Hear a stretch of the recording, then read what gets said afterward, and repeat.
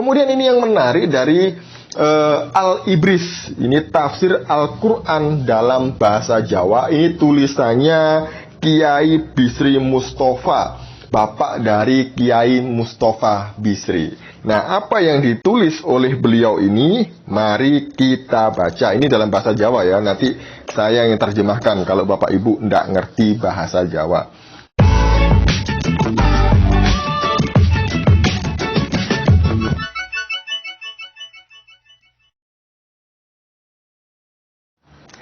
Shalom saudaraku, salam sejahtera di dalam kasih Kristus. Berjumpa lagi dengan saya, Didi Juli. Kita akan belajar berapologetika bersama-sama di channel ini.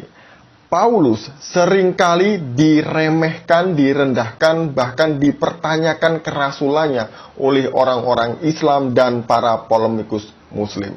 Salah satunya adalah Umi Rifa. Jadi dia ini protes kalau Paulus itu dijadikan rasul secara langsung oleh Yesus. Dia nggak terima, guys. Sebelumnya, mari kita melihat video berikut ini. Dipilih untuk menginjili orang di luar Yahudi, sementara Petrus untuk orang khusus Yahudi. Sementara Yesus berpamitan kepada murid-muridnya tuh nitipin dombanya sama siapa? Sama Petrus. Loh, kok tiba-tiba ada orang yang mengaku dipilih dari dalam kandungan? Coba lu bayangin, kalau memang dia dipilih dari dalam kandungan oleh Yesus, kenapa Yesus biarkan dia membunuh Stefanus?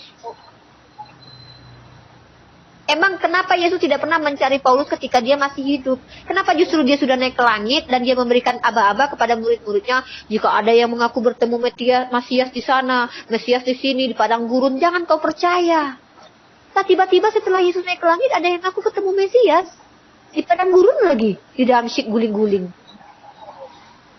Kata Yesus apa? Bahkan penyesat ini melakukan mukjizat-mukjizat juga. Paulus punya mukjizat nggak menurut kalian? Punya. Apa di dalam Ulangan 18:20? Seorang nabi yang dengan berani menyatakan sesuatu yang tidak aku perintahkan, nabi itu harus mati. Kalau Bapak Ibu mau melihat omelan-omelan Umi Rifa tentang Paulus, silahkan dilihat di channelnya Pak Donditan ya. Karena di situ dia ini ngoceh kesana kemari tentang kerasulan Paulus. Dia nggak terima kalau Paulus itu dijadikan rasul. Jadi dia menolak. Orang ini pangkatnya apa dan siapa sih? Dia kan Islam. Ngapain dia menolak kerasulan Paulus? Rasulnya orang Kristen.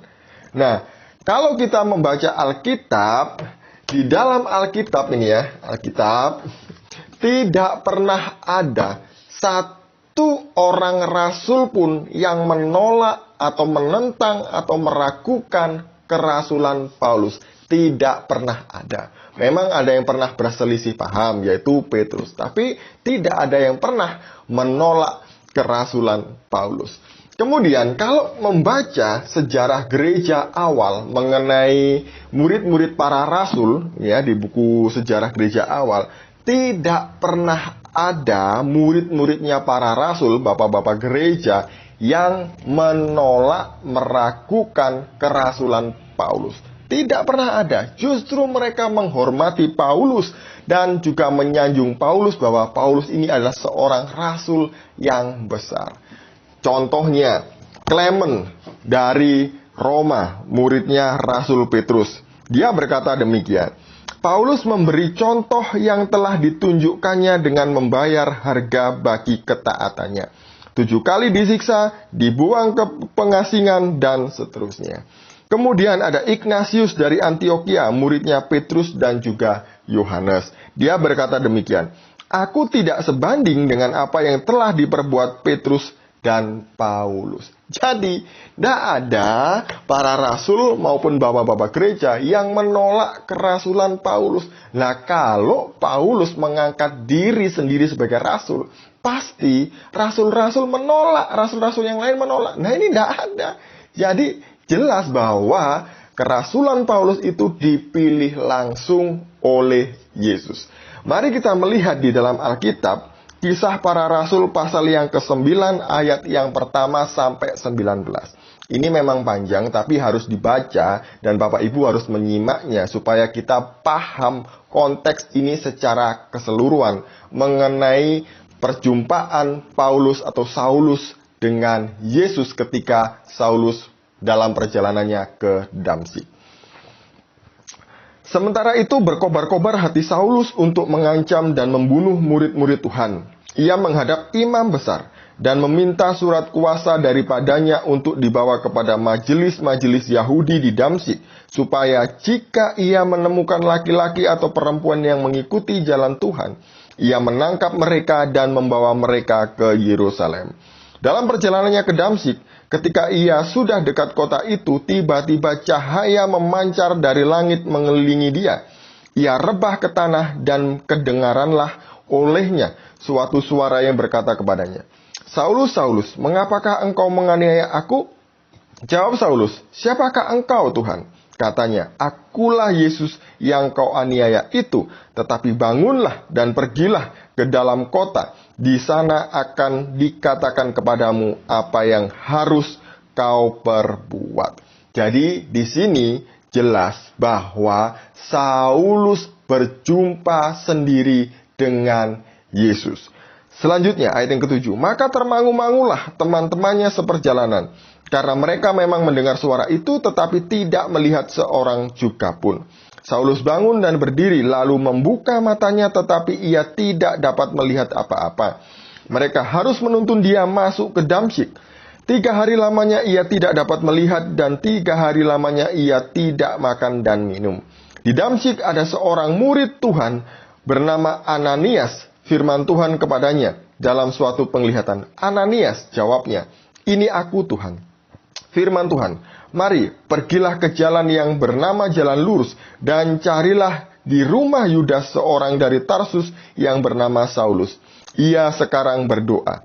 Dan dalam suatu penglihatan ia melihat bahwa seorang yang bernama Ananias masuk ke dalam dan menumpangkan tangannya ke atasnya, supaya ia dapat melihat lagi.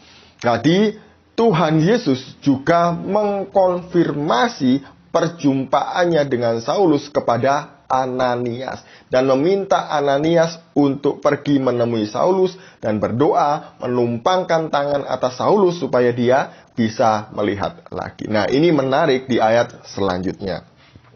Jawab Ananias, "Tuhan, dari banyak orang telah kudengar tentang orang itu, betapa banyaknya kejahatan yang dilakukannya terhadap orang-orang kudus-Mu di Yerusalem. Dan ia datang kemari dengan kuasa penuh dari imam-imam kepala untuk menangkap semua orang yang memanggil nama-Mu. Tetapi firman Tuhan kepadanya, pergilah, sebab orang ini adalah alat pilihan bagiku untuk memberitakan namaku kepada bangsa-bangsa lain, serta raja-raja dan orang-orang Israel. Aku sendiri akan menunjukkan kepadanya betapa banyak penderitaan yang harus ia tanggung oleh karena namaku." Jadi, disinilah Yesus berkata kepada Ananias bahwa Saulus adalah orang pilihan, orang yang dipilih langsung oleh Yesus untuk memberitakan nama Yesus kepada raja-raja, kemudian kepada bangsa-bangsa lain, dan orang-orang Israel. Tidak hanya itu, bahwa nanti Paulus atau Saulus ini akan menanggung banyak penderitaan dalam nama Yesus. Nah, mari kita baca sampai ayat 19 ya. "Lalu pergilah Ananias ke situ dan masuk ke rumah itu. Ia menumpangkan tangannya ke atas Saulus, katanya, 'Saulus, saudaraku, Tuhan Yesus yang telah menampakkan diri kepadamu di jalan yang engkau lalui, telah menyuruh aku kepadamu, supaya engkau dapat melihat lagi dan penuh dengan Roh Kudus.' Dan seketika itu juga seolah-olah selaput gugur dari matanya sehingga ia dapat melihat lagi. Ia bangun lalu dibaptis." Ayat yang ke-19.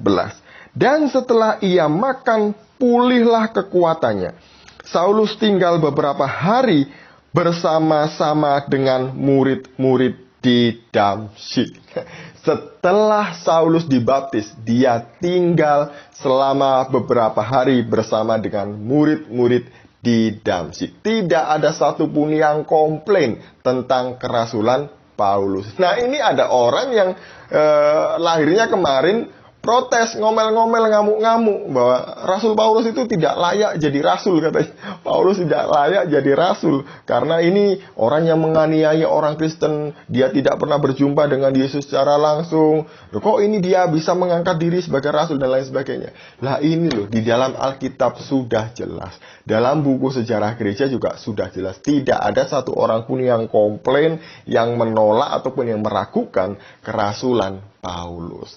Nah, bagaimana dengan tafsir Quran? Saya punya 2 tafsir Quran hari ini. Ini ada tafsir Ibnu Katsir mengenai tafsir surat Yasin 13 sampai 17. Nah, apakah yang dikatakan oleh Ibnu Katsir mengenai Paulus?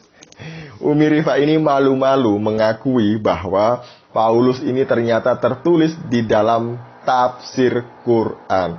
Sebenarnya ada banyak ya tafsir yang lain yang mencatat tentang nama Paulus. Hanya saya punya 2. Ada lagi yang Miracle the Reference dan yang lainnya. Nah, mari kita membuka di dalam halaman 526. Ini tafsir surat Yasin 13 sampai 17. Saya akan membacakan di paragraf yang ketiga. Berbunyi demikian. Firman Allah, yaitu ketika kami mengutus kepada mereka 2 orang utusan, lalu mereka mendustakan keduanya. Yaitu mereka segera mendustakan keduanya. Kemudian kami kuatkan dengan utusan yang ketiga. Yaitu kami memperkuat dan menyokong keduanya dengan utusan yang ketiga. Ibnu Juraij meriwayatkan dari Wahab bin Sulaiman dari Syu'aib Al-Jibai, dia berkata, nama kedua rasul yang diutus pertama adalah Syamun dan Yohana, sedangkan yang ketiga adalah Bulias.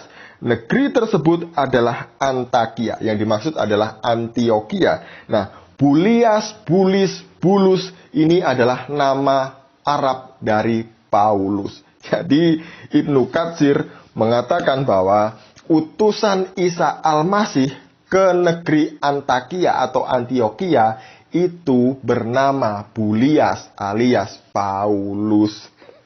Loh ya, ini loh ada di dalam tafsir Qur'annya. Gitu kok dia ngomel-ngomel ya. Dia rempong-rempong gitu loh ya tentang kitab suci orang lain, tentang keyakinan orang lain. Nah, kemudian ini yang menarik dari Al-Ibris. Ini tafsir Al-Qur'an dalam bahasa Jawa. Ini tulisannya Kiai Bisri Mustafa, bapak dari Kiai Mustafa Bisri. Nah, apa yang ditulis oleh beliau ini? Mari kita baca. Ini dalam bahasa Jawa ya. Nanti saya yang terjemahkan kalau Bapak Ibu tidak ngerti bahasa Jawa. Kita melihatnya di halaman 442. Ini sebenarnya panjang sekali ya. Tapi saya hanya membacakan sedikit saja. Begini. Nabi Isa iku ngutus utusan loro. Jadi Nabi Isa itu mengutus 2 utusan. Siji aran Yahya, kang siji maneh aran Bulis. Yang satu namanya Yahya atau Yohanes, yang satu yang bernama Bulis, yaitu Paulus. Supaya tablik ana ing negara Antioquia Yunani.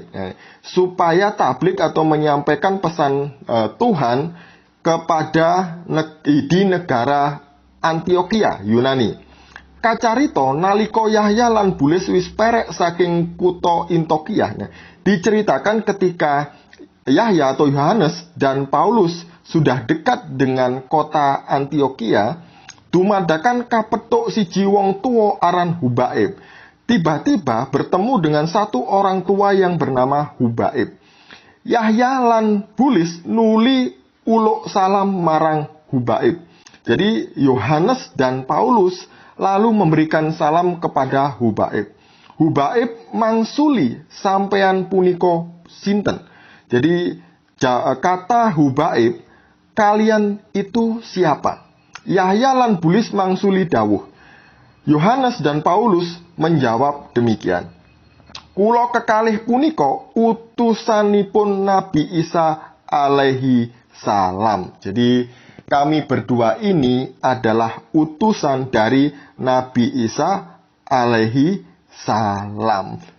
Ini ya, menurut tafsir Quran dalam bahasa Jawa yang ditulis oleh Kiai Bisri Mustafa, Paulus juga dicatat ini adalah utusan Nabi Isa alaihi salam. Ini tafsir atas surah Yasin 13 sampai 17. Jadi gimana? Paulus yang Anda hina, kemudian Anda remehkan, kemudian Anda tolak-tolak itu ternyata ada di dalam tafsir Quran. Hanya malu-malu kucing untuk mengakuinya. Jadi demikian ya tentang kerasulan Paulus, bahwa dia memang dipilih langsung oleh Yesus. Demikian, semoga ini mencerahkan dan memberkati kita. Shalom, salam meras, Tuhan Yesus memberkati.